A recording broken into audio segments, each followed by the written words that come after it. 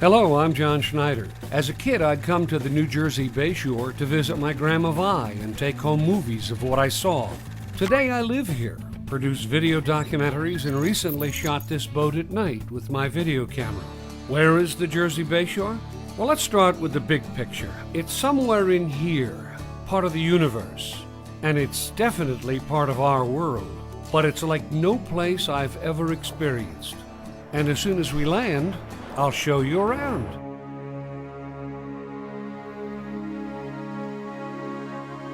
It was a raid to capture Captain Burrowes, and they come to the Burrowes Mansion. So they come and they force the door open. Coming down the stairwell is this young girl, Margaret Foreman Burrowes. As the Tories come in the front entryway, they're standing in the hallway. She says, "What are you doing in my house?" A Tory officer hits her across the chest with the hilt of his sword and knocks her down, almost knocks her off the landing. They realize that Captain Burrowes isn't in the house. So now they decide to make an example of the whole Burrowes family. So they take all the furniture in the house, some very, very nice furniture, and they make a bonfire in front of the house, just so everybody in the town sees all of this very nice things being burned. So Margaret, who is a patriot in her own right, supposedly haunts this house, I think in a very nice way, I hope. I was invited to spend the night at this mansion, which I did. Hello, everybody. I'm John Schneider. I'm your host for Jersey Bayshore Country. And this episode is part 2 of Ghost Hunt at the House of Patriots, a.k.a. the Burrowes Mansion in Matawan, New Jersey. One of the things that I've discovered is that you can convince yourself that there's a lot of strange stuff going on. You can listen to sounds, certain sounds, and think to yourself, well, I've never heard that sound before, so that must be something meaningful. Here's an example of some sounds I've heard.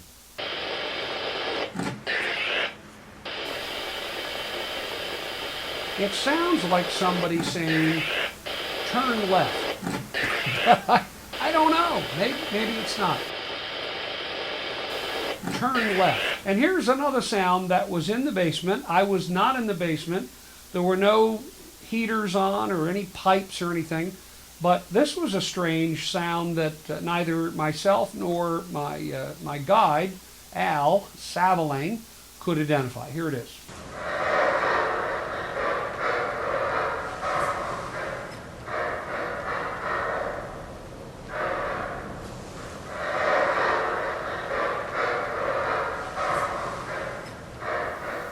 Okay, then there's the whole issue of orbs and lights and reflections, and I'm just gonna show you all these things. Some of these things I've discounted as reflections. Some of them are just lights that get reflected as a result of the lens that I use on my camera, and some of them are, quite frankly, unexplained. Here's some little objects of light that I found. They'd curve around and then they'd make turns and move around, and I would freeze these things like here, but then I did a close-up and it looks like a little pellet of some kind, but you know what? I don't have a clue. And then there's the issue of Winifred McGrath Sykes, or whatever that name is, the drawing that I found in the last episode of the House of Patriots. It was up in the slave quarters. It was a drawing that neither I nor Al Savaline had ever seen before.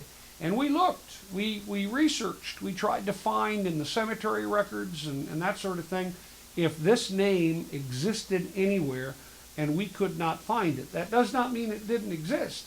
It simply means that back in those days, the old days, not all names were recorded. And if you were a slave, you probably weren't recorded either. I also went to the cemetery to visit Margaret Foreman Burrowes.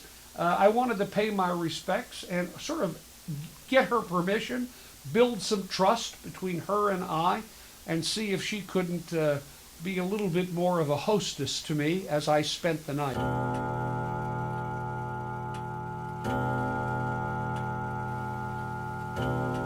I am not a paranormal expert, but we're going to talk to one on this program. Hi, with me is John Skimmelis. He's the president of the New Jersey Paranormal Society, and we are here in the famous Burrowes Mansion in Matawan, New Jersey. And you're no stranger to this house, are you, John? No, I'm not. I've investigated here many times. And tell me a little bit about the New Jersey Paranormal Society. What do you guys do? We are a small group of paranormal investigators who we investigated private homes, and we also do historical places such as the Burrowes Mansion, and we all do it for free. You came to this house more than once. In fact, you got married in this house, didn't you, recently? Yes, I did. On Halloween? Halloween. How's that working out? So far, so good. Did you bring any spirits with you on your honeymoon? No, I'm glad they all stayed here. We went to Williamsburg, so we had our deal with their own. How wonderful. How many times did you come to the Burrowes Mansion here? We've investigated this house 3 times. What did you find? We've caught lots of evidence, actually. A lot of noises, some responses to some questions. Can you finish this noise for me?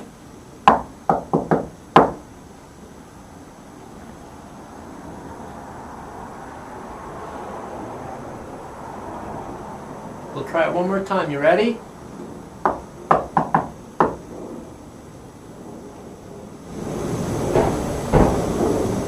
Thank you.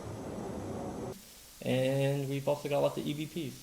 What is an EVP, John? An EVP is an electronic voice phenomenon. It's a voice that you do not hear, but you pick it up on audio equipment. So when I went through the house, I used a video camera and I used some microphones, and I sort of got the sense that I wasn't going to see or hear anything that night, although I was hoping. And when I got home, I kind of tuned everything up and processed things a little bit differently. Do you do the same thing? I do exactly the same thing. The only difference is I use a lot of audio equipment, and we take a lot of still photography as well. Why do you think that this house is so active? What is it about this house that makes it more active than some of the other houses you've been in? I think that just the age of the house, a lot of traumatic events happen here, such as Margaret being hit down right here on the staircase by the Tories that came in here looking for John Burroughs. What is your degree of faith that there is a spirit world, and why do you have that faith? I'd say it's 100% that there is a spirit world, and just all the evidence I've caught, things I've seen, spirits, pictures. What was the one defining moment for you in all of your experiences throughout your whole life that made you say, that's it, I believe? Well, a couple of years ago, actually, I was doing an investigation, and we actually caught a photo of a spirit on a staircase. And we actually were physically seeing it, and we actually captured it on a photograph. And there was no way you could explain that as some kind of scientific phenomenon? Very unexplainable. It was just a dark mass that was going up and down the stairs, and it was playing games with us. It knew we were there, and we knew it was there. Well, based on your experience and based on what you've read and what you've seen, how would you even explain the existence of a spirit world? What does it mean? Why are they here? And are they all around us all the time? I do believe they are around us all the time. I think a lot of spirits, they have free will. They choose not to leave. Maybe they have unfinished business or something traumatic happened to them. Were you able to identify any specific persons? I do believe we did catch the voice of Margaret in this actual room right here, saying, "Get out of this house." She was very mad. She wanted whatever she was talking to get out of this house, whether it be us or maybe it was just a residual ghost Tory coming through here. Because she stood on this stairway, yes. According to historical records, and told the Tories, "Get out of my house," and then they just took the butt of a sword, didn't they? Yes. And pushed it up against her chest, and later on she may have died from complications. Have you ever been awakened in the middle of the night at your home by any ghostly apparitions or any kind of feelings? Yes.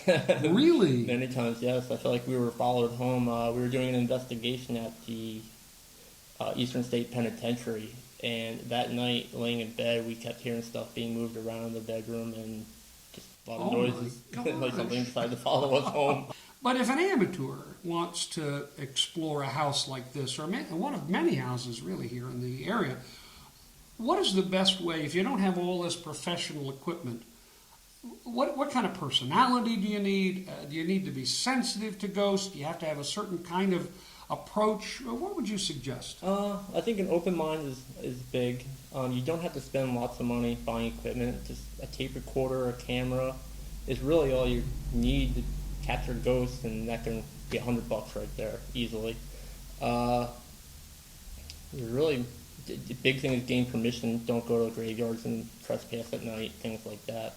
So when you came into this house, you've come into this house a number of times.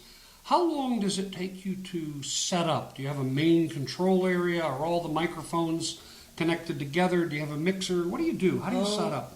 The first thing we do is we try to set up a base. We usually do it here in the kitchen. We try to find just a remote little area where we may not capture anything or disturb any of the other equipment. Then we go about setting up cameras throughout the house of a lot of the hot spots, such as the foyer here or up in the attic. And then with all of those cameras, we set up audio recorders. We usually run about 4 or 5 audio recorders, which can end up being over 40 hours of audio we have to listen to. Wow. Plus video. Amazing. And I found myself, as I was looking at my own video, I found myself having to go back and look at it again because you can't, after a while, get blurry-eyed. You can't. Is there any special processing that you do to the video? I read in some internet studies that you should, make it reverse the picture, make it a negative. You can see things more clearly. Do you do anything to your audio? Do you do anything to your video? With the audio, a lot of times what we'll do is we'll enhance it, make it a little bit louder, try to clean up a lot of that background noise with the static, just to hear stuff a little bit clearer. And with the video, we try to watch it in real time, all the way through, no filters, no nothing. And then if we do happen to capture something, we can go back, edit it, and then put it in, do as you said, put it in negative or something like that. I showed you the drawing that I saw up at stairs in the attic that I was drawn to. You pick up anything from that? It's very odd. I've been up in that attic many times, and that was the first time us actually seeing it. It's very, very strange. Well, my question is, John, and I asked the same question to Al, maybe you don't look for stuff like that when you do a paranormal investigation, or do you? I tend to look for stuff like that, little oddball things. I like going through a lot of the artifacts that they have here and just picking up names and details, which kind of can help out in an investigation. So, why hasn't Al has been in this house for 12 years? Is he just not aware? I mean, I don't understand why I'm the only one who has seen that drawing, and it looks sort of primitive to me. It looks like it might have even been under the wallpaper at one time. That's possible, and the wallpaper is peeling up there a little bit, so maybe it was hidden away, and now it's coming to light, which is also very odd.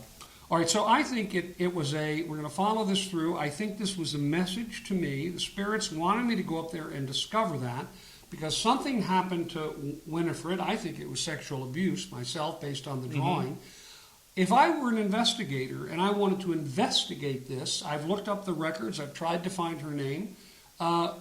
What should I do? Is there any way to kind of connect with that drawing or get into the spirit world on the basis of a physical drawing? Probably one of the best things you could do is try talking up there. If she was abused, I would try going up there with more of a positive attitude and just talk sweet and just try to be nice and see if you can't get Winifred to respond to you through tape recorder or maybe some audio evidence, especially being abused. Wow. Now you have all sorts of evidence, as you say. Maybe not definitive, but certainly visual evidence and audio evidence of a spirit world. What is some of that stuff that you've captured and that you've seen that you have on video and you have on audio tape? Well, one of the things that we caught on video actually in here was a ball of light come from the one side of the room here over to the other, stay, and then go back.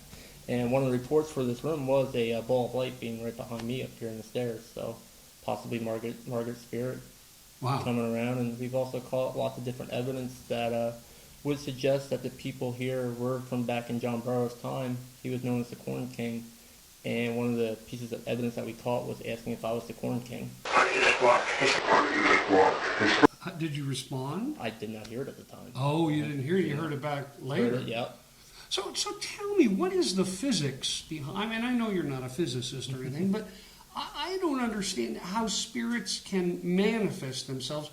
Do they get into your head and make you see them? Or are they really there? Do two people see them at once? And if they do, are they getting into both your heads? What's the physics behind noises and visuals and stuff? I think you need an energy source. I think something like a lot of electricity, or even like old rocks that hold the like crystals and stuff. Quartz Crystal, yep. Something like that, where they can tap into that energy and use that to manifest. I think a lot of the voices that we catch are just very labored, and they're trying to speak, but it's just so hard for them for the amount of energy that they can use.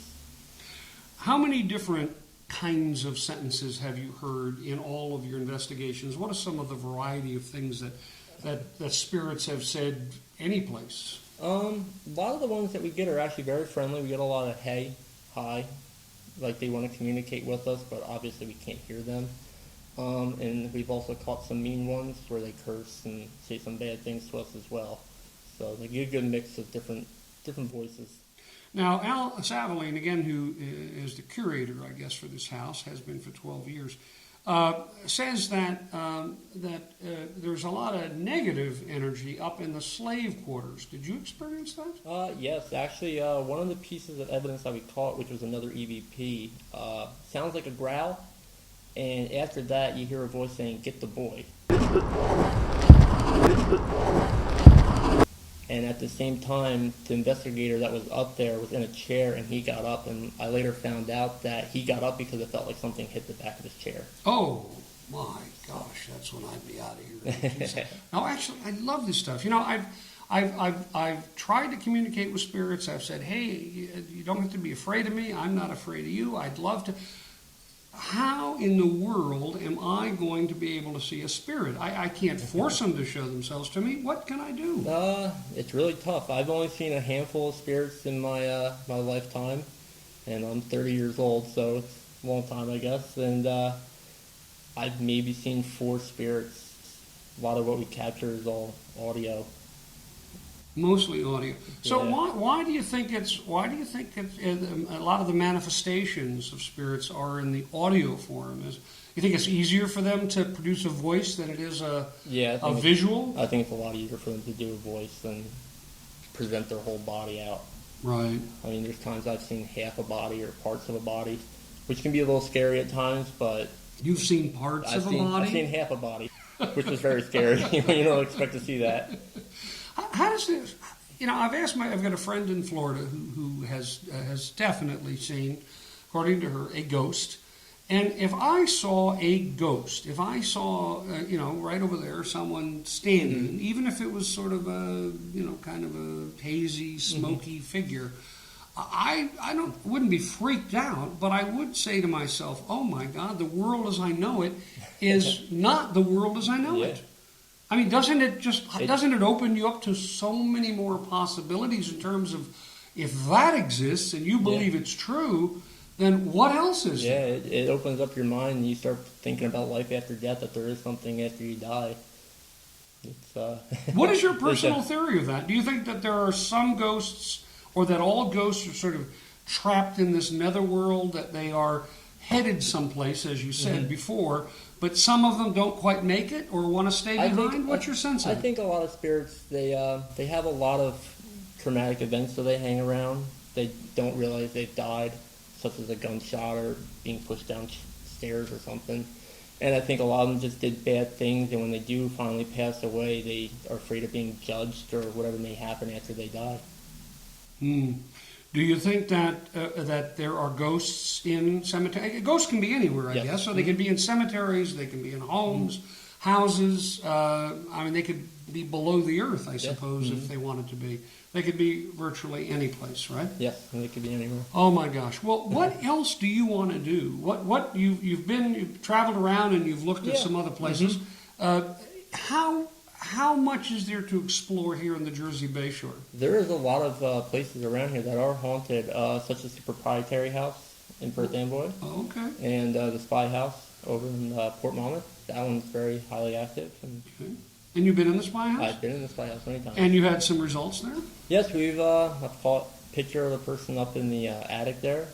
I've caught some voices. That's actually where I started ghost hunting, was right around the Spy House, and got me going into it. And the history of the spy house back in the Revolutionary War. Now, if somebody wants to get into this, they should join your society for one thing. But what kind of equipment? You talked about some of the equipment that you use. What kind of equipment do you use, and what kind of equipment don't you have that you'd like to use? We use, like I said, the audio and video cameras, but we also use EMF detectors, which read electromagnetic fields. Sure. And tell me why that is necessary. Do ghosts create an electromagnetic field, or do they alter the electromagnetic field? We use it for two reasons. One is when we go into a private house, we usually check a lot of the outlets, wiring. They also give off high EMF, and when you a lot of cases of people hearing things or seeing things, it's a result of that high EMF. They're very sensitive to it. I'm sensitive to it, and I actually get bad headaches. So if there's high EMF, we actually look for spikes in the EMF between 2 and 4, which is very minimal. Not like a electrical box or whatever that gives off about 150, 200. So we kind of look for things in that range. Thermometers are a big thing. The temperature now, do you take temperature here too? Yeah, we usually. So when the temperature lowers, does that mean you're about to have an experience? It could lower or it could actually raise. Oh, is that right? It could go either way. Oh my God! But from experience, it usually drops, and it drops a lot. What's out there that you would love to have? What is some piece of equipment that you would just absolutely? I think the big thing that I would like is a thermal imaging camera.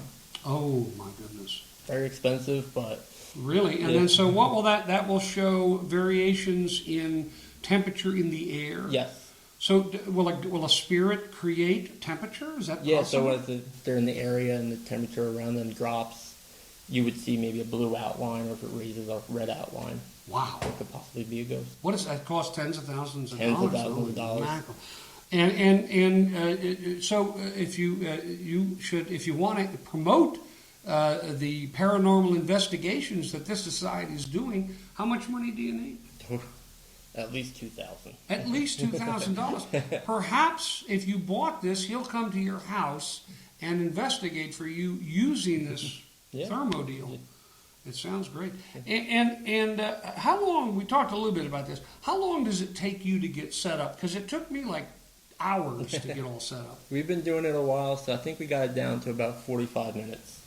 So we come in, everybody knows what they're doing, and running wires and cameras.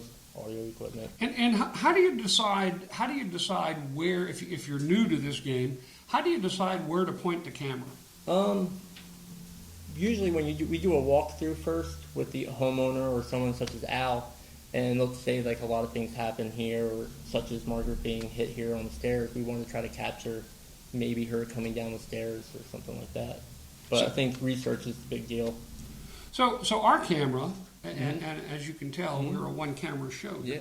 Our camera shows the stairs in the background.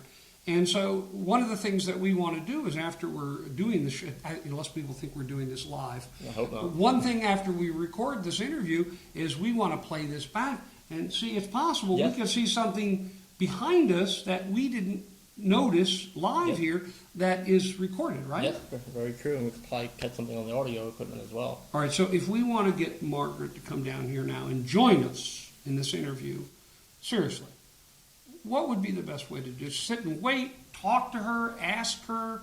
I mean, what's the best way to do it? Usually when I start an investigation, I'll come into a room and just kind of get a feel for it, Okay. kind of feel it out, and then I'll start asking general questions, such as, my name is John, what is your name, things like that. My name is John, too.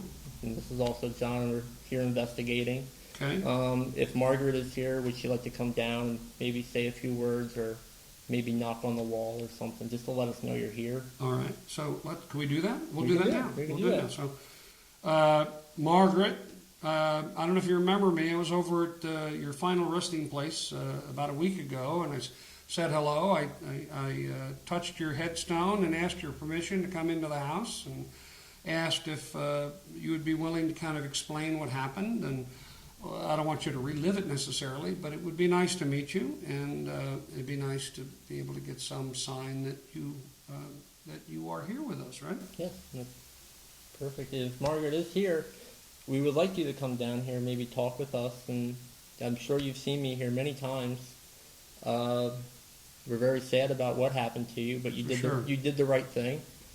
And if you are here, it would be nice if you maybe knock on the wall or just walk down the stairs, maybe touch one of us on the shoulder. Just let us know that you're here. Okay, let's wait and see if Margaret will do anything.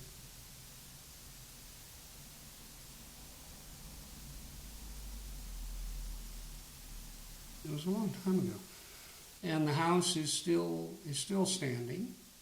The banister, which isn't this the original banister from that night? Yeah, I believe This was so, the original banister, and people say an orb or a candle they've seen come down these stairs, and that it's been Margaret. So well, we'll see. I mean, obviously we can't sit here for 20 minutes and wait. Yeah, right. Because then It'd be very boring. well, I am so glad that you joined us, and I certainly would like to go on one of your investigations You're more than sometime welcome. to document. Would that, having somebody document your investigation, would that hinder it in any way, do you I think? don't believe it would. I think the ghosts, if they're willing to cooperate, they would come regardless of. I mean, she may not even know what a camera is. She's never seen one before. Yeah. So. It's the magic picture box. Yes, it is. Magic picture box. You know, it would be really cool to be able to look in, because John and I are actually looking at the camera, but there's a little monitor, and we can actually see ourselves, and we can see the stairs in the background, and it would be so cool. I mean, really nice to have Margaret, show something. I don't know, how does it, I mean, how does she's got some consciousness, right, do you think? Yeah, I would believe so, yeah. And she can not do magic tricks, but she can do things with energy. Yes. So she could create light. She could. I did see that. Did you see that? I did see that. Right? It was. Yeah, it was a little speck of thing going by. I saw like a little light go right Yeah, there. yeah, it was a little light just went past the painting. Oh my gosh. Very cool. Okay. Hey, John, thank you so much. Appreciate it. Thank you. I really appreciate it. Yeah, thank you. Well, whether you believe or you don't believe, what I believe is there's something going on that we don't completely understand, that's for sure. And we'll just keep plugging away until we understand a little bit more, a little bit more, a little bit more, and then maybe someday someone will explain it to us. This is Jersey Bay Shore Country. Hope you enjoyed this episode. We'll see you later. Bye-bye.